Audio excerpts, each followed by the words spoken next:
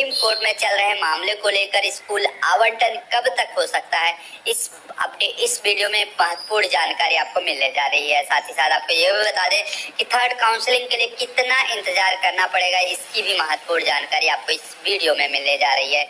तो समस्त जानकारी आपको इस वीडियो में मिलेगी। तो काफी कुछ महत्वपूर्ण वीडियो है, इस वीडियो को अधिक से अधिक शेयर कर दीजिएगा। चैनल के माध्यम से समय समय पर 12,460 शिक्षक भर्ती से संबंधित सभी सूचनाएं हम लाते रहेंगे। कोर्ट नंबर 10 में 3 अप्रैल को होने वाली सुनवाई की मुख्य कार्य लिस्ट अभी जारी होना बाकी है। जैसा कि आप देख सकते हैं, कंबाइंड कार्य लिस्ट जारी हुई है, जिसमें आप यहां देख लीजिएगा कार्य लिस्ट की संख्या के अनुसार केस का जो नंबर है 3132/4/2024 रवि कुमार एंड अदर्स की अपील। इस अपील पर सबसे पहले सुनवाई होगी।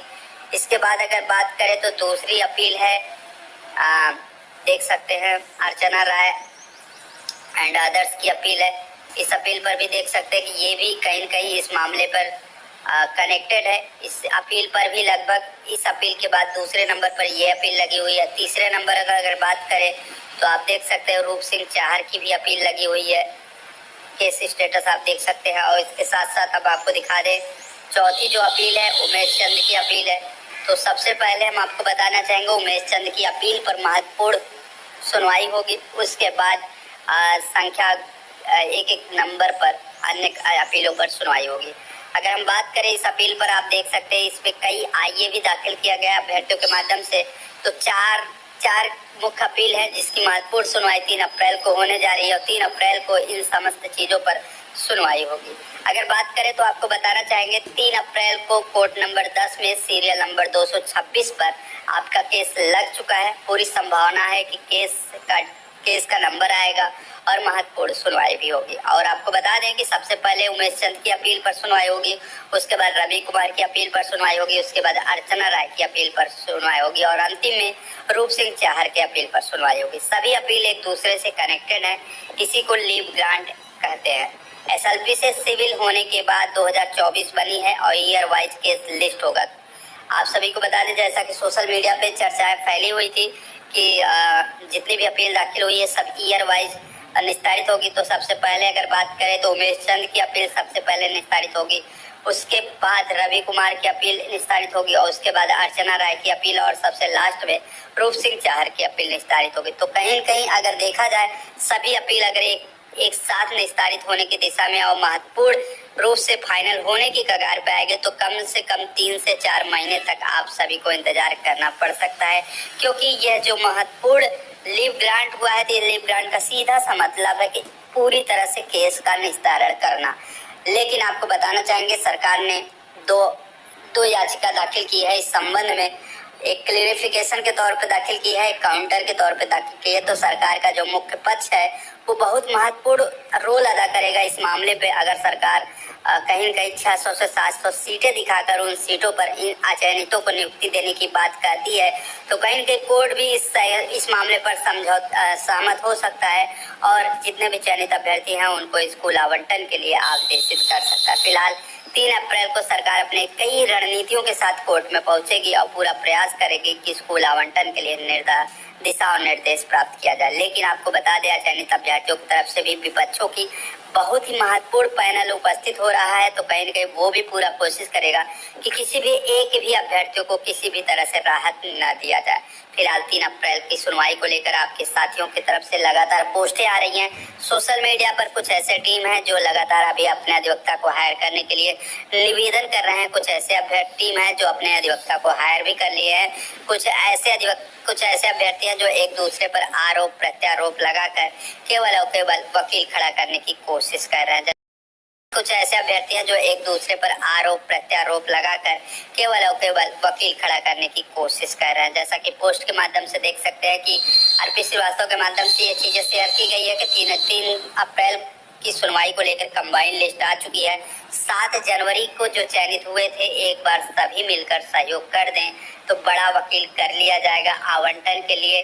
बाकी जितने लोग सहयोग कर रहे हैं उस सहयोग की स्टेटमेंट फीस सभी सोशल मीडिया पर सार्वजनिक कर दी जा रही है और निवेदन किया जा रहा है कि जनवरी को ऐसे अभ्यर्थी जो चयनित हुए हैं वो जरूर सहयोग करिए। आपका वकील सुप्रीम कोर्ट में रहना बहुत ही आवश्यक है, अन्यथा भविष्य में कुछ न कुछ नुकसान हो सकता है, ऐसा अंदेशा अर्पित श्रीवास्तव के माध्यम से लगाया जा रहा है। इसके अलावा आप देख सकते हैं कि 3 अप्रैल की सुनवाई को लेकर सोशल मीडिया पर चीजें शेयर की गई है कि कोर्ट नंबर 10 में सीरियल नंबर 226 पर केस लगा हुआ है और अभी 3 अप्रैल की जो मुख्य काज लिस्ट है अभी जारी नहीं हुई है। जब तक जारी न हो जाए तब तक इंतजार करना पड़ेगा। फिलहाल आपको बता दें, सबसे पहले अपील इस पोस्ट में भी बताया गया कि सबसे पहले उमेश चंद की अपील पर बहस की जाएगी, उसके बाद रवि कुमार की अपील पर बहस होगी और उसके बाद अर्चना सिंह की अपील पर बहस होगी और अंतिम में रूप सिंह चाहर पर बहस करके केस का निस्तारण किया जाएगा। लेकिन आपको बताना चाहेंगे, सरकार के द्वारा जो क्लेरिफिकेशन दाखिल किया गया है उसी क्लेरिफिकेशन पर सरकार का पूरा फोकस रहेगा, क्योंकि जानकारी हो चुकी है कि स्टेटस कितने पदों पर लगाया गया है, उसी के अनुसार क्लेरिफिकेशन पर सरकार अपना बहस करेगी। आपको बताना चाहेंगे, उमेश चंद्र की जो अपील है उसमें लगभग जितने लोग याची बने हुए हैं सभी की नौकरी लग चुकी है।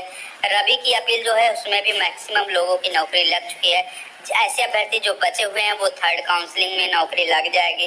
अर्चना की अपील पर ऑलरेडी स्टे हुआ है, उसकी खुद की अपील में कुछ लोग खुद ज्वाइनिंग लेटर पा चुके हैं, इसलिए अब गवर्नमेंट अपनी बात रखेगी कि 3 तारीख को क्लियरिफिकेशन पर अंतिम रूप से बहस भी करेगी। तो आप सभी को बता दें कि स्कूल आवंटन के लिए काफी कुछ महत्वपूर्ण पॉइंट है इन सब चीजों में। बाकी सरकार किस रणनीति के साथ 3 अप्रैल को अपना पक्ष रखती है, ये सबसे बड़ा प्रश्न है और ये देखने लायक होगा। सरकार मुख्य नियुक्ता है और सरकार चाहे तो बहुत कुछ कर सकती है और न चाहे तो मामले को सालों साल तक कोर्ट में लटका भी सकती है। फिलहाल 3 अप्रैल की सुनवाई काफी कुछ महत्वपूर्ण होगी और पक्ष विपक्ष के साथ साथ कोर्ट में देखने को होगी कि सरकार किस प्रकार से चयनित अभ्यर्थियों को बचाने के लिए प्रयास करती है। और पैसे के खेल में 6 साल तक नौकरी के लिए भटकना पड़ा। जिसने पैसा कमाया वो आज भी मजे में है और जो लोग पैसा दिए वो आज भी टेंशन में बने हुए हैं। इसलिए सभी चयनितों से निवेदन है, अपने मेहनत का पैसा बहुत सोच समझकर किसी भी टीम के सदस्यों को दीजिएगा और पूरी जांच पड़ताल के बाद ही सहयोग करिएगा।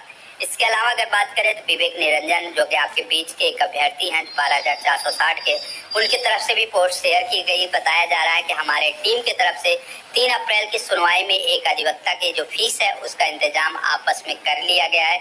दूसरे अधिवक्ता की जो फीस है वो भी आपस में करने की कोशिश की जा रही है, लेकिन जो साथी जुड़े हुए हैं वो भी बेरोजगार हैं, इसलिए दोबारा सहयोग करने में कहीं न कहीं वो भी असमर्थ हैं। इसलिए हमने सभी अपने जुड़े साथियों से कोशिश किया, जिसने सहयोग किया, लेकिन सहयोग इतना भी नहीं हो पाया कि दूसरे अधिवक्ता का फीस का इंतजाम हो सके। मेरी टीम का सिर्फ केवल एक ही टारगेट है कि किसी भी तरह स्कूल आवंटन की प्रक्रिया पूरी की जाए, जिसके लिए हमने कार्य भी किया है। और अर्चना राय जिस पर स्टेटस को हुआ है उसके विरोध में चयनित साथी राघवेंद्र द्विवेदी की आईए भी फाइल कर दी गई है, जिसके लिए मीनाक्षी अरोड़ा मैम को हायर भी किया गया है, जो कि स्कूल आवंटन को लेकर बहस करेगी 3 अप्रैल को। इसके अलावा आपको बता दें, इस पोस्ट में बताया गया कि हम लोगों ने पहले अपनी कोशिश की, आपस में सहयोग किया और उतने सहयोग से एक अधिवक्ता को कोर्ट रूम में पहुंचाने का कार्य कर लिया है। जो हमारी पार्टिसिपेशन की बात कोर्ट में रखेगा। तो आप सभी लोग जानते हैं विवेक और रवि टीम हमेशा पारदर्शिता पर खरी उतरी है, पहली बार अपना खाता सार्वजनिक कर रही है। उम्मीद करती है आप लोग थोड़ा सा फाइनेंशियल मदद हमारे भी करेंगे, जिससे हम स्कूल आवंटन की मजबूती से पक्ष कोर्ट में रख सकें। बाकी आप सभी को हमारी टीम पर भरोसा है, तो हमसे जुड़िएगा। हम सभी नियुक्ति पत्र प्राप्त अभ्यर्थी के साथ बने हुए हैं।